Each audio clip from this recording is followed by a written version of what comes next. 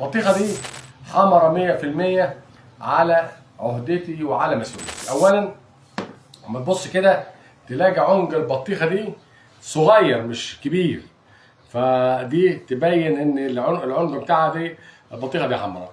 البروزات اللي على البطيخه الخطوط دي كلها دي بارزه، ما تبقاش بروز الخطوط دي. البطيخه دي حمراء.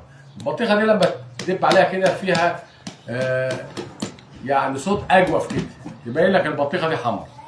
البطيخه دي فيها حاجات زي الخريطه عليها او العنكبوت دي مكان النحله لما بتيجي تلقح الزهره بتاع البطيخ، ولذلك البطيخه دي تلقحت كويس فطعمها كويس.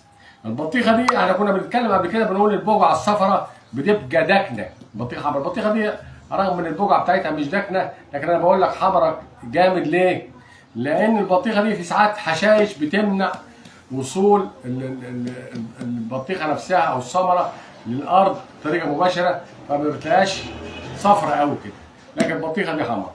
في علامات تاني من البطيخ الحمراء. البطيخه دلوقتي دي ما فيهاش خدوش، ما فيهاش اي خروم او خدوش، فالبطيخه سليمه 100%، بطيخه صلبه مش طريه عشان منعا لان البطيخه تبقى فاسده.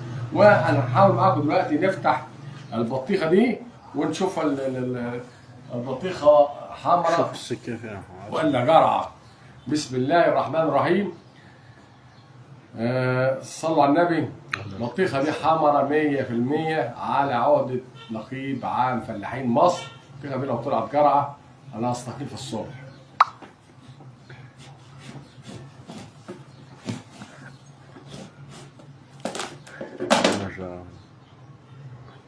كل سنه وانتم طيبين وحاجه طعمها جميل جدا.